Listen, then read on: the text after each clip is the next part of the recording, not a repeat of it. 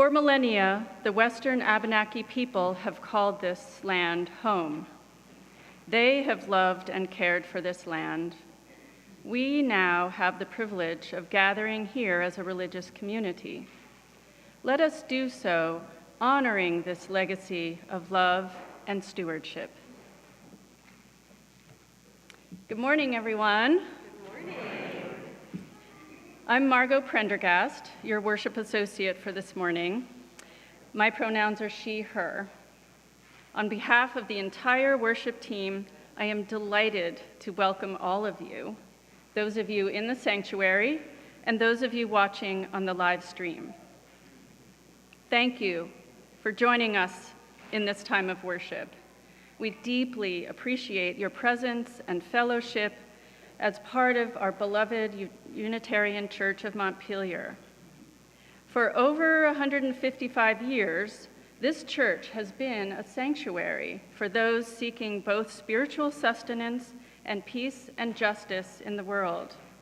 With you, we continue on that path. Please know that we have hearing assist devices available on the table at the rear of the sanctuary. You can also listen to and watch the service in the fireplace room downstairs if you wish to leave the sanctuary for any reason. It's always a pleasure to have newcomers join us for worship. If this is your first time or second time visiting, and you feel comfortable doing so, you are invited to stand or wave hello at this time so we may offer you a special welcome.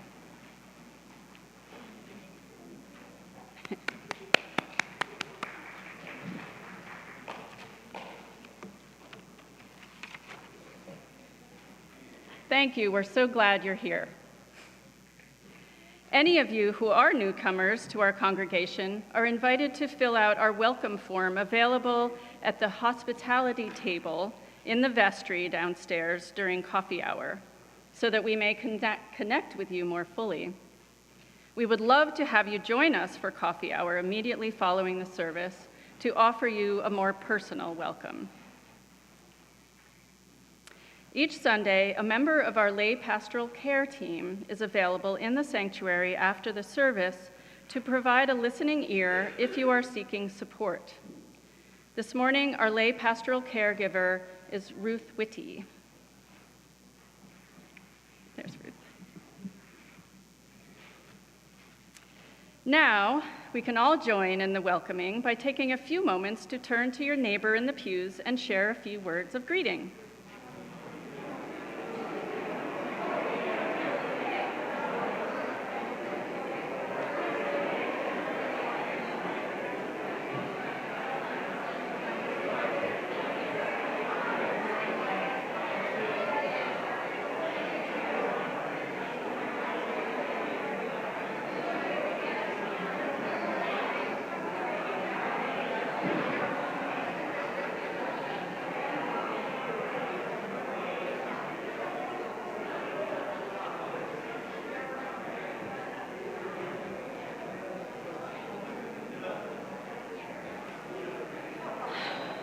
Love the energy. Thank you for sharing these warm greetings. You are invited to continue your conversation downstairs after the service. And now for some other UCM community opportunities. Today is the final day to purchase tickets for next Saturday's Clark Lecture and dinner. Visit the table in the vestry after the service or use the link in the e-news to purchase your tickets for the vegetarian dinner, which begins at 6 p.m. The lecture may be attended for free starting at 7:30. Thank you to the Clark Lecture planning team for helping to bring this beloved tradition back to UCM this year.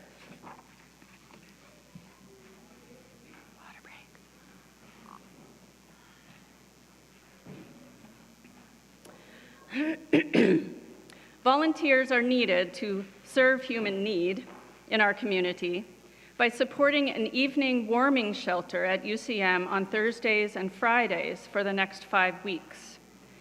If you might be able to help out, please be in touch with Peter Toms or Reverend Joan. Please consult the weekly e-news to learn about other ways you can connect and serve with our community. And now, let's take a deep breath, make sure all our cell phones are silenced, and enter more deeply into our time of worship with the prelude, in which Eliza will literally be pulling out all the stops to wake us up on this daylight savings time morning.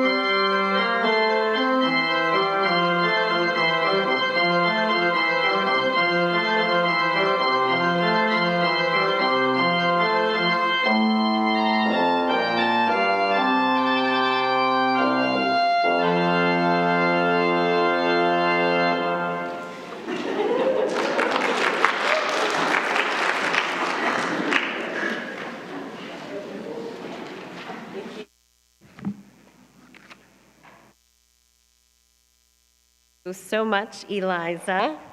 How good to be together and feeling wide awake this morning. I invite you to join me in a responsive reading for our opening words, which you can find in the back of the gray hymnal. It's number 468, We Need One Another, by George E. Odell. I invite you to respond with the italicized text. We need one another when we mourn and would be comforted.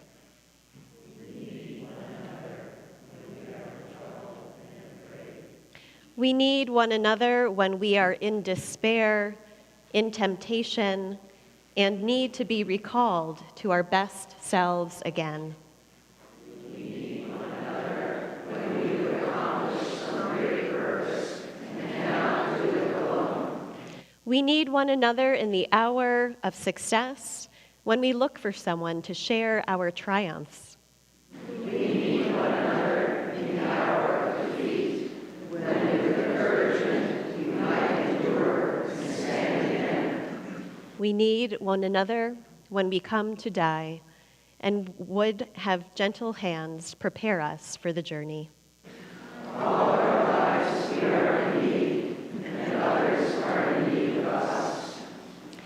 invite you to now please rise in body or spirit. Join in singing our opening hymn. Come sing a song with me. It's number 346 in the gray hymnal.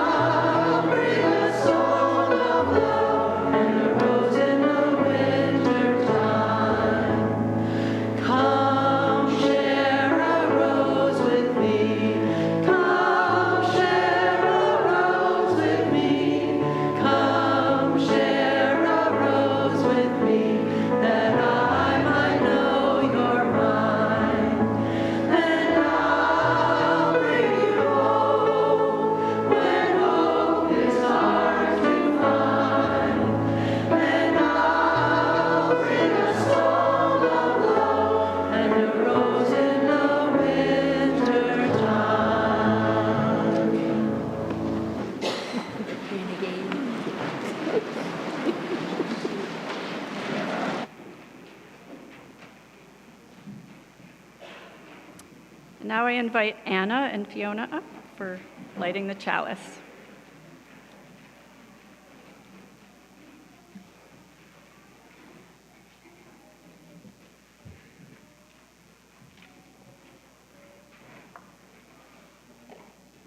Okay. As Anna Newberger and Fiona Rollins, members of our bridging group, light our chalice, I invite folks attending from home to light your own chalice. And in words by Reverend Scott Taylor, we light this chalice for those who convinced us that it was safe to share our longings, for those who proved that not everyone will run from the weight of the pain we carry, for those who held us in our fear and helped us heal from our regret, for those whose humble apologies made us believe that we too could be forgiven, and for those whose tenderness helped us see that we no longer need to hide.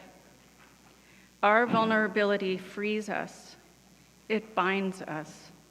It makes holy the path we travel together. May this flame ever help keep us that in our view. Thank you.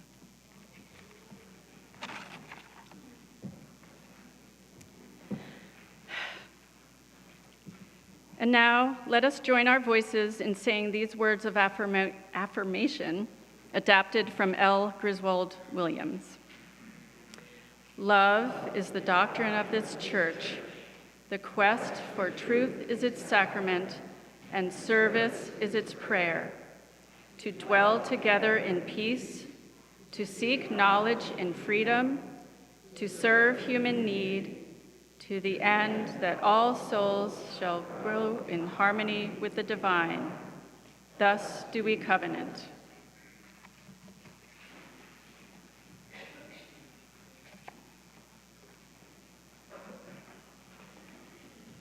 At this time, I'd like to invite forward onto the chancel any children who are present here in the sanctuary and anyone else who'd like to come up for our story for all ages.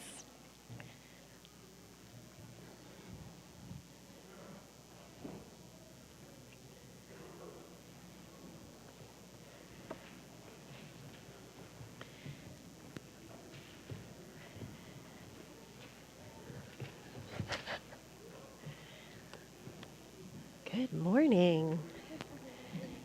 I'm going to scooch back and make more room for all of you. Great to see you. How are you all doing this morning? It's nice to see you here. Well,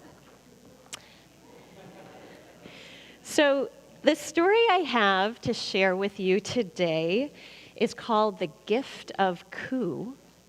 And this is a legend that comes from the people of Hawaii. How many of you know of the islands that make up Hawaii? And have any of you ever been to these islands of Hawaii? Maybe some folks in the sanctuary. A few people have. And this story that I have to share, the version of it, is based on the work of someone named Karen Lobel-Fried. And she shares this story in this book, which is called Hawaiian Legends of the Guardian Spirits. This is how I first learned this story. And it's a legend that explains where a very important and sacred tree comes from. This is the ulu, or breadfruit tree. Can you say ulu? Ulu. So this is the ulu tree. There's a picture of that. This is another photo of it that shows the fruit and the leaves a little more closely. I'll pass these around for you up here, and those in the pews get to see these pictures on the slides.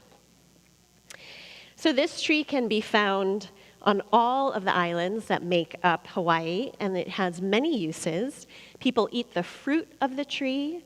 They use the sap of the tree as medicine to heal cuts and scrapes. And craftspeople use the wood of this tree to make all sorts of things like canoes and surfboards, of course, in Hawaii, and drums. So Hawaiian people feel a deep connection with the ulu tree, and they also believe that the tree itself, and really all of nature, is alive with spirits of guardians who look over them and who care for them. And these spirits are called aumakuma. And the legend of the origin of the ulu tree begins with one of these guardian spirits who's named Ku. So this is a picture of the god Ku. And legend has it that the great god Ku, is pictured here, arrived to earth with flashes of lightning and thunder that filled the sky. And the people knew that something unusual was happening, but when Ku walked into their village, they didn't recognize him as a god. He lived with the people as a planter and a gardener, and he was quite strong. He had these powerful hands, and with his powerful hands, he could move huge piles of soil. He didn't even need any kind of special tool to do that. He could just use his hands.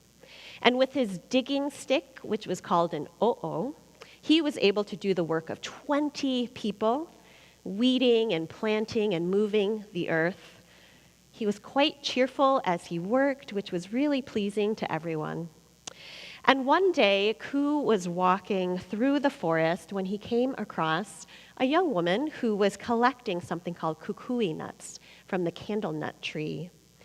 And the ashes from these nuts, so you would burn these nuts, and the ashes would be used to make designs on cloth. So that's what she was doing. But she was so busy collecting the nuts and planning her designs that she didn't even notice that Ku was nearby.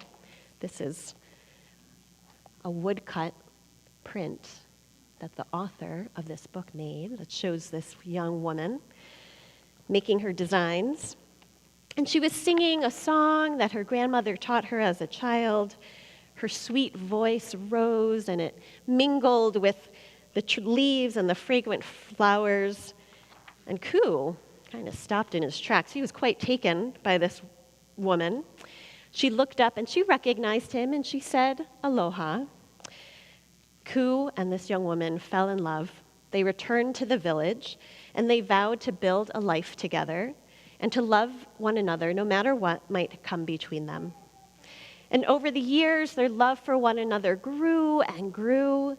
They had 2 children and lived in peace. But then there came a time when the rain stopped falling, and the plants that they had worked so hard to cultivate and to grow began to wither and die.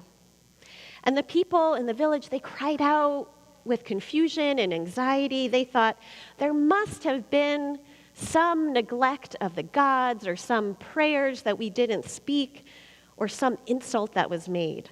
This must be what can explain why the rains have stopped. They even called in a priest from a neighborhood village, a powerful kahuna, and they called upon him to try to appease the gods. He chanted prayers and made offerings, but still no rain came. And the people became really hungry as their source of food couldn't be sustained without water, right? Their plants needed water to grow. And Ku and his wife, they watched as their own children became weak and hungry. But Ku knew of a way that he could help, and it filled him with profound sadness because he also knew that in helping, he would be losing something. So he pulled his wife aside and he said, "My wife, I love you and our children with all of my heart, and there is something I can do to remedy this situation, but I must go far away." And she looked into his kind and his loving eyes.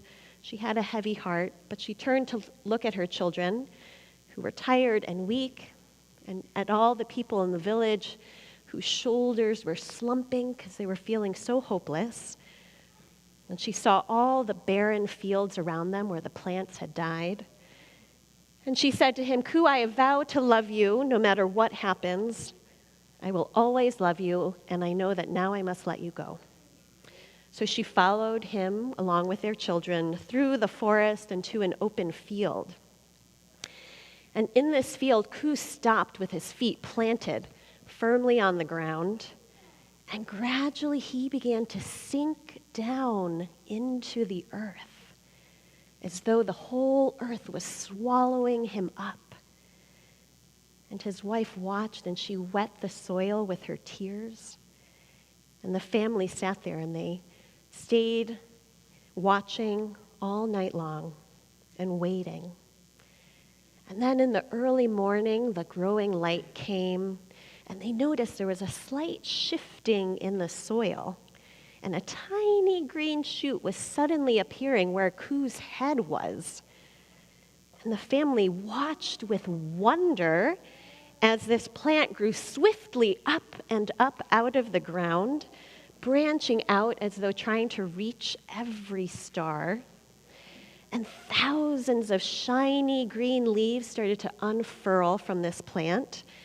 And soon there was a magnificent tree covered with hundreds of ulu, the breadfruit, with breadfruit swinging gracefully from the branches. And a farmer was out a little bit away from the field, walking really sadly, when he noticed this giant tree where there hadn't been a tree before, and he ran over to it shouting, "Everyone, look! Come and see this giant tree where there was nothing before." And people started to arrive with excitement as Ku's family and the wife and kids sat there under the tree. And she heard his voice inside her head saying, "My body is the trunk of this tree. My arms are the branches. My hands are the leaves, and my head is the fruit. The heart inside each fruit holds the memory of my words, And he instructed her, roast the fruit, remove the skin, and then you and our children will eat well. And so she did this. Here's a picture of his wife with the fruit. And all of the people in the village were so excited that they reached right up for the ulu. And suddenly, the entire tree was swallowed back up into the earth with a swoosh. And only when they lowered their hands did the tree come back. And Ku spoke to his wife again, saying, carefully dig up the new shoots of the tree around my trunk and share them with our ohana, our community, and our family and friends. And so she did this. And all the people did the same. They dug up the shoots and they planted them all around. And these shoots grew quickly into full trees and glistened with leaves and plump fruit. And more offshoots of these trees were then shared with more friends and family. And soon breadfruit trees had spread all across the land, and everyone had ulu to eat. Picture of everyone. And the people thought of the strong and generous man who had lived among them. And so now they knew that Ku was a god, and they vowed to remember, to show how grateful they were, to share in the riches of the earth. And so this was the gift of Ku. And that is the legend that the people of Hawaii live with that explains where the breadfruit tree came from. Now, here in Vermont, it is very unlikely that you will encounter an ulu tree, right? Probably this is not the right climate for that kind of tree to grow. But I think this legend still has so many lessons to offer us. I wonder what we can do in our own lives and in our community to share our resources and make sure that everyone can have what they need, not only to survive, but to thrive. And what will we do to sustain the people that we love? What are we willing to do? So thank you so much for listening to my story. I invite you to return to your seats because we have something else that we're going to do as a whole church community before you head out to your program. Thank you.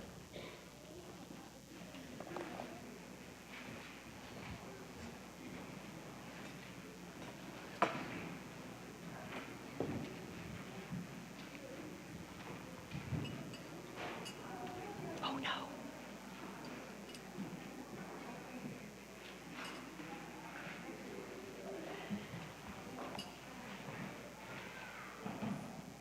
At this time, I'd like to invite forward members of our stewardship committee, as well as any of you who have been serving as stewards for this year's pledge drive. Please come up to the pulpit and chancel.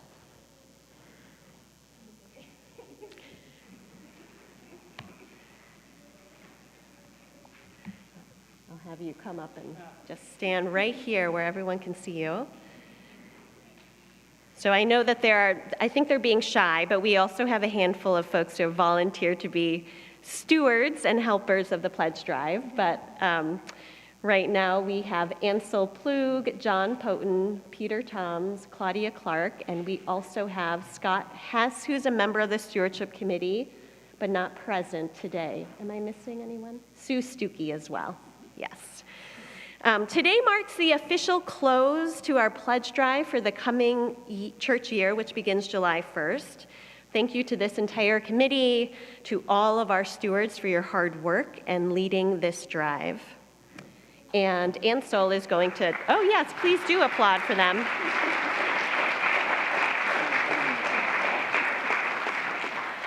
And Ansel is going to share an update on our pledge drive. I'll go the microphone. So as of today, we have received 145 pledges, totaling a pledged amount of $298,100. Thank you all so much, and there's still room for your pledge if you haven't pledged yet. Indeed. And just to state that our goal for the pledge drive is, in fact, to raise $378,000 towards next year's budget and to have 220 pledges. So we are still looking to meet that goal. But thank you to everyone who has pledged and who has given it a lot of thought about how you can contribute. This morning, I want to especially recognize those of you who have made a unique contribution to our pledge drive in the following ways. So, 4 of our pledgers or pledging households are first-time pledgers this year. Thank you. 54 of our pledgers or pledging households have made a fair share pledge as a supporter, sustainer, visionary, or transformer. And there are 61 of you pledgers or pledging households who have consistently made a pledge to support our church operations for the past 10 years or more. So thank you to all of you. If you fall into any of these categories, I welcome you to stand or to wave your hand as we offer our thanks to you, as well as to everyone who has participated in this year's pledge drive. Thank you to everyone.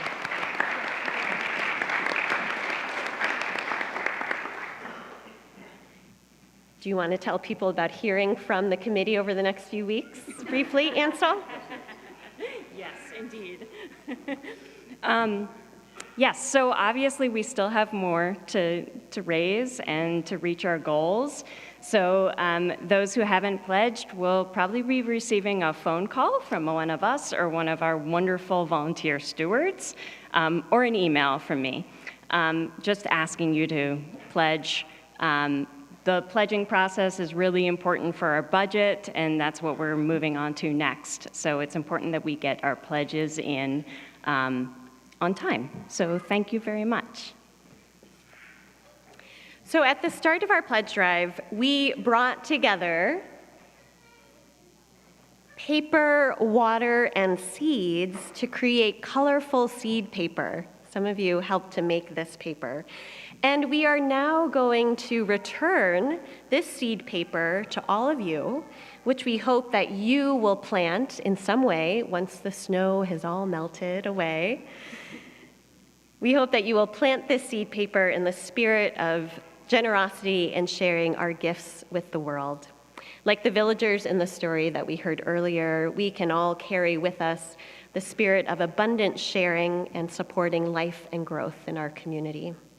So just in a moment, our stewardship committee folks will be coming to the pews with baskets that have many pieces of seed paper. You're invited to take one and then to continue to pass it along in your pew. And while we share in this act of giving and receiving, I invite us to join in singing, "From you I receive, to you I give."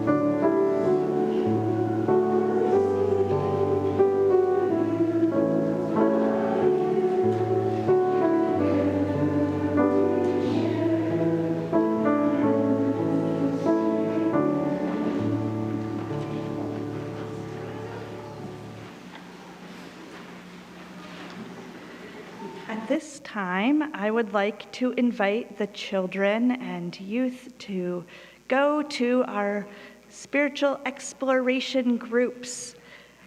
We have preschool, elementary school groups meeting now, and middle schoolers will be meeting after the service.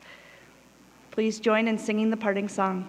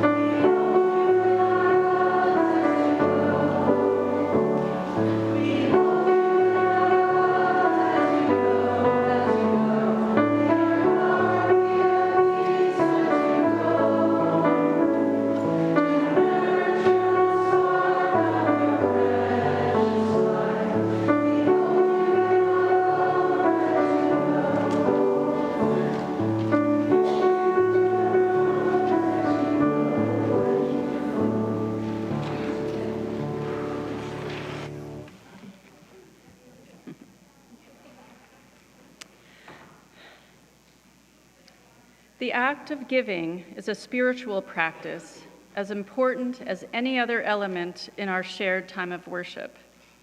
Our generosity is a form of love.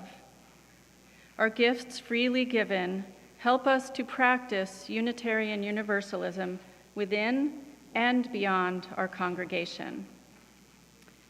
Each month, through the UCM Community Pouch program, we share part of our collection with an important church fund or a community organization aligned with our values. This month's Community Pouch recipient is Just Basics. Just Basics Incorporated is a nonprofit that operates the Montpelier Food Pantry and on average serves over 1,300 patrons each month. Only a year ago, that average was 700. To understand this growing need, Just Basics completed a community needs assessment last year, and the results were loud and clear. Connection and access were at the heart of the feedback. In direct response, we are now working to open a community resource center where people can come to learn, connect, and access resources for food security and housing support. Your donations have a direct impact on the quality of service we can provide. So half of our cash offerings will go to Just Basics. The other half will directly support the mission and ministry of this congregation. If you wish to designate your entire offering to the community pouch, please indicate with a note attached to your cash or in the memo line of your check. Checks will go to the church unless designated otherwise. You can find the offering pouch at the ends of the pews on the side aisles. Please pass them towards the center aisle. You can also make a financial donation by donating online. We are so grateful to each and every one of you for your generosity in its many forms. Your offering will now be gratefully received.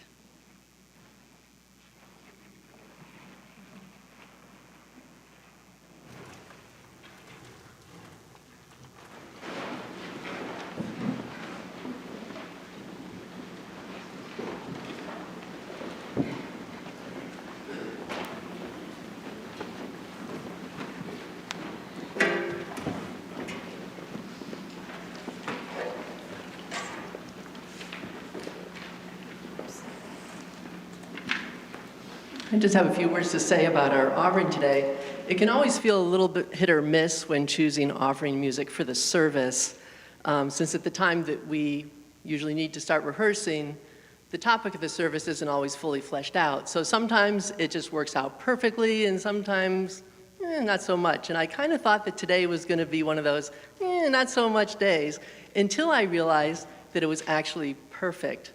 But that might not be obvious, so I am going to tell you why it is. Today we're singing Sicut Cervus, written by Palestrina, first published in 1604. It's a piece that expresses spiritual yearning, and that's why I chose it. But it was written in a style called polyphony, and that's why it's actually a good fit for this service. So, what is polyphony? It means that each of the four voice parts, that's the sopranos, raise your hands, altos, vastly outnumbered this morning, but mighty, tenors, and the basses, each one of those four voice parts sings an equal, independent line simultaneously. Unlike most choral music, where you have a main melody in one part at a time, and the other parts are singing some sort of response or accompaniment or harmony. In contrast to that, polyphony can feel kind of disorganized or chaotic. As you're listening, it can be hard to keep track of all of the voices at once, not really knowing where they're going. You can feel a little at sea, both listening and singing.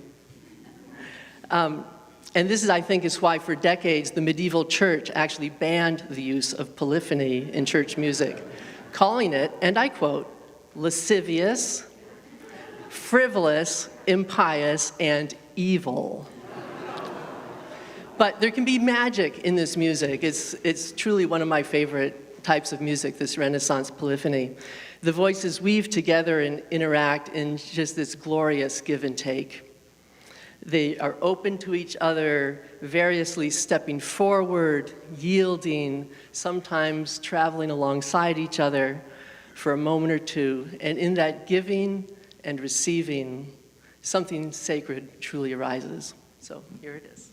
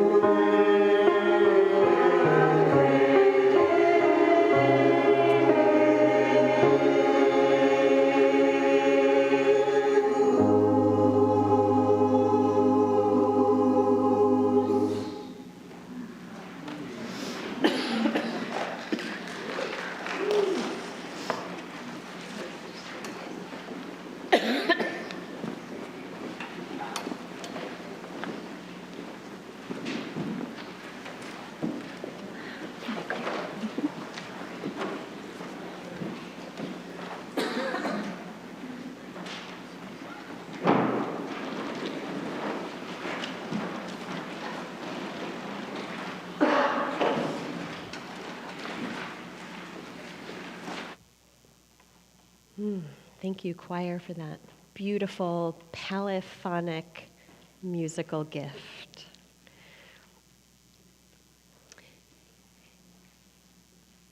And we acknowledge the generosity with which your financial gifts have been freely and lovingly offered this morning.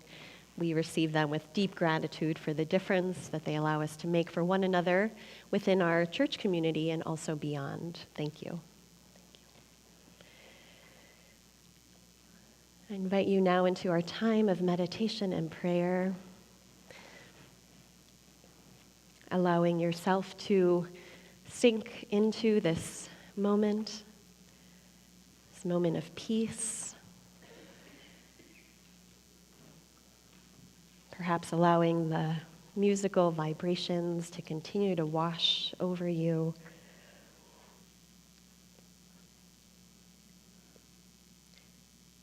Feeling the ways in which we grow into harmony with one another and community.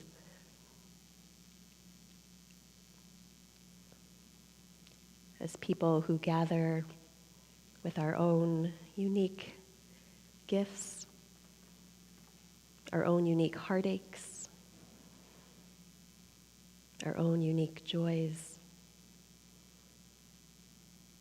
Noticing how all of that mixes and mingles in this place, in this time that we call community.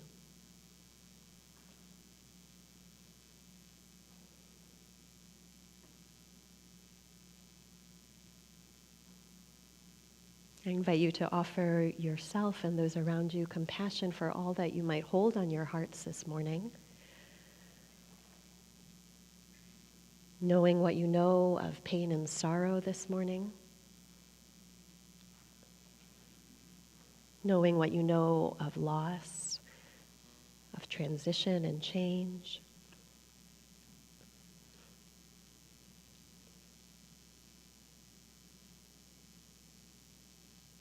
Knowing what you know of your own suffering and of the suffering beyond these walls, beyond even the edges of this neighborhood, this city, this state.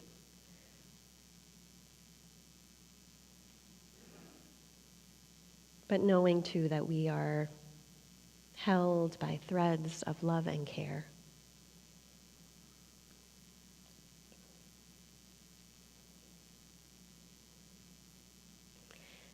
The poet Maya Angelou once wrote, "We need joy as we need air. We need love as we need water. We need each other as we need the earth we share."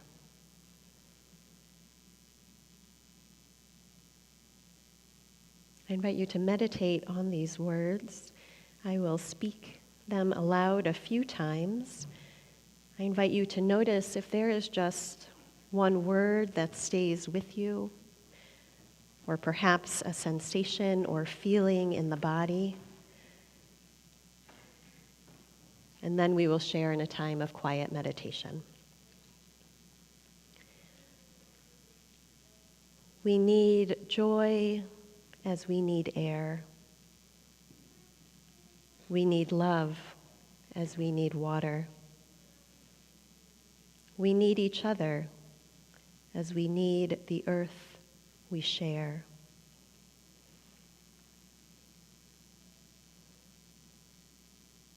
We need joy as we need air. We need love as we need water. We need each other as we need the earth we share.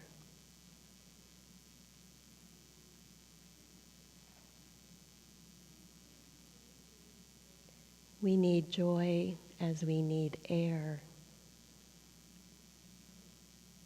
We need love as we need water. We need each other as we need the earth we share.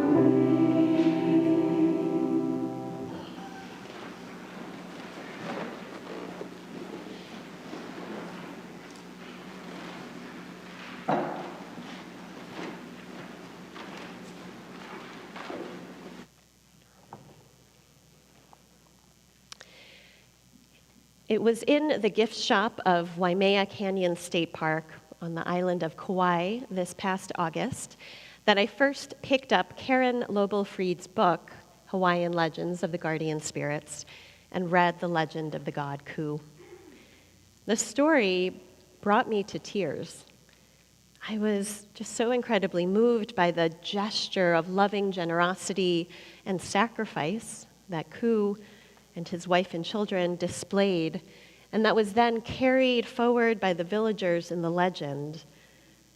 In a time of great need, their loss led to a way forward by which the whole community could survive and thrive. When I first encountered it, and still now, the story has me wondering, what am I willing to do to sustain the people that I love? Ku was facing a moment of incredible vulnerability when this question arose for him. Those he loved couldn't survive under the conditions as they were, with their crops failing and no rain in sight. They needed to find new sources of sustenance, new resources to support life among them. Whether it is in times of extreme need and vulnerability, or in the course of one's life with its usual ups and downs, I think it's worth returning to this question: what am I willing to do to sustain the people I love? Holding both a particular and expansive notion of who is included in that love.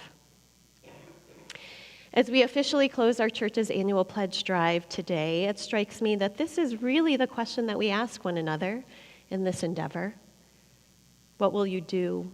What will you commit to sustain these people and this community that you love? As a self-funded and self-sustaining congregation, it is through your financial contributions that this place and this community can thrive. We determine together how our financial resources match up with our financial needs and collectively create a plan for our financial health as a congregation.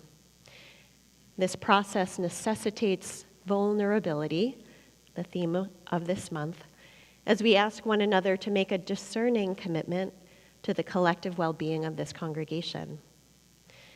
This collective endeavor of sustaining a community with vision and with resources brings home the truth that we need one another to survive. Our opening words by George E. Odell that we shared earlier name this truth. We need one another when we mourn and would be comforted, when we are afraid, when we are in temptation and need to be called back to our best selves. We need one another in the hour of success and in the hour of defeat. All our lives, we are in need, and others are in need of us.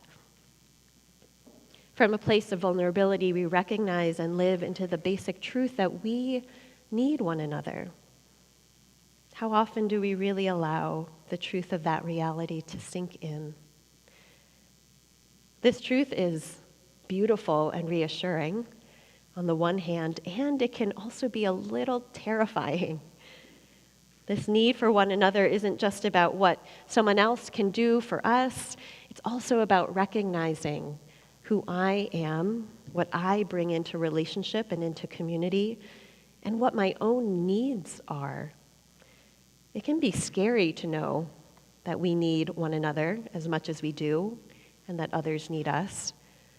If we need one another, then there are times when each of us will need something from someone else, when we'll need a helping hand in one way or another. And there are times when it might feel like what we need is more than what we can offer. And this is when we lean into one another and into community and place our faith in the shared abundance of what is present. We give and receive in community and in mutual relationship. And it takes humility to face our own vulnerability at times. We ask, what can I do to sustain those I love, but also what do I need in order to be sustained? This is the beautiful and vulnerable thing about living in mutual relationship with one another in community. We are invited to move beyond and with the insecurities we might hold about needing things and needing people. We act as both givers and receivers. In times of need, we ask for help and support, and from our own capacity and love, we offer what we can to support others to be healthy, whole, and cared for. Like the villagers in the legend, we can offer gratitude when our needs are met and to become the giver as we share what we have so that others can also be sustained and thrive. The bonds of community grow stronger in this cycle of vulnerable and intimate giving and receiving. As was mentioned earlier, over the next few weeks, you might continue to hear from members of our stewardship committee, from our church leadership, and from me as your minister, as we seek to be open and honest about what our congregation needs in order to be sustained financially. Please know that it is from a place of vulnerability and mutual love that this conversation and this endeavor to raise the needed income for our budget persists. This community needs all of us and our many forms of generosity in order to be sustained. And here we get to practice asking for help and offering it with vulnerability. We get to practice living from abundance that is found in the mutual relationships we have of care as we both give and receive with love. I want to share this final story of giving and receiving. Amanda Palmer is an artist who had dreamed of becoming a musician, and her professional career, however, started as a street performer. She was a living statue called the Bride, and she would stand on top of an egg crate in Harvard Square in Cambridge, Massachusetts, dressed in a long white gown and a long black wig, and her face was painted with white makeup. And atop the egg crate and towering at 8 feet tall, she would stand completely still until someone passed by and stopped and placed some money in her jar. And then she'd come to life and pick a flower from her bouquet and offer it to the benefactor. And she made a pretty predictable income, not too shabby, $40 to $60 an hour. Amanda recounts many moments of intimacy with her audience as the bride, moments when someone would approach her, place a dollar bill in her jar, and then just look into her eyes. "Thank you, I see you," her eyes would say. "Nobody ever sees me. Thank you," their eyes would say back. Amanda Palmer did go on to pursue her dream of becoming a musician. She started a 2-person punk cabaret band called the Dresden Dolls. Much of that work took place within the gift economy, with her band using social media to find places to crash for the night with fans or finding a place to practice on a piano for free. And once on a tour in Melbourne, Australia, she used Twitter to ask, "Where in Melbourne can I buy a neti pot?" And a nurse who worked in a nearby hospital drove over to the cafe she was in to bring her one. Amanda bought her a smoothie, and they sat and talked about nursing and death. Later on in her career, she started a new band, and they had to start a crowdfunding campaign through Kickstarter. They had a goal of raising $100,000, and they ended up raising $1.2 million. But Amanda cites those early days of street performance as the bride as being a really seminal teaching experience in learning to ask for help and to leaning into the possibility of gifts in community. She found that asking for and receiving help is an act of intimacy. It naturally requires being close with someone else. And this may or may not be physical closeness, but it's a closeness that reveals real human need and that draws people into human relationship. This relationship can be mutual and collaborative And over time, the distinctions between giver and receiver break down. We begin to recognize, as Palmer writes, that we have the power to help each other. We have the power to help each other. At the end of the legend of the breadfruit tree, it is the active participation of the villagers, and then others beyond them, that leads to the propagation of the ulu tree. The people must take part in digging up the shoots and planting them in order for the tree to spread and grow and sustain others. What will you do to sustain the people you love? Maya Angelou writes, "We need joy as we need air. We need love as we need water. We need each other as we need the earth we share. Let us live like we need one another. Let us live as both givers and receivers, sustaining one another with our commitment and our love. So may it be."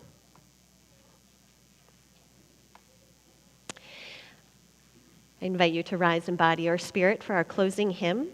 It's number 298 in the gray hymnal, "Wake Now My Senses."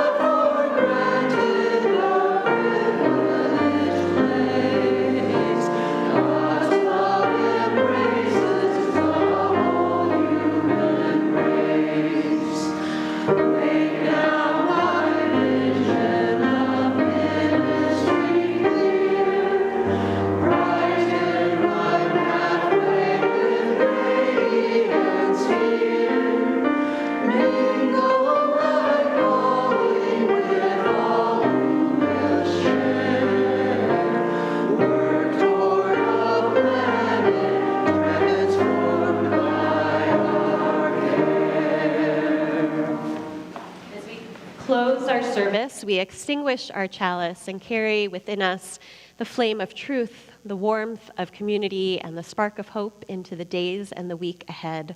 As we do so, let us say together our mission statement. We welcome all as we build a loving community to nurture each person's spiritual journey, serve human need, and protect the earth, our home. And these words of benediction are by Kathy Huff. Our time in this place has ended, but our connection to each other and this community remains. Together may we travel the path of justice, speak words of love, live the selfless deed, trod gently upon the earth, and fill the world with compassion. Until we meet again. Blessed be. And we conclude our service with the postlude.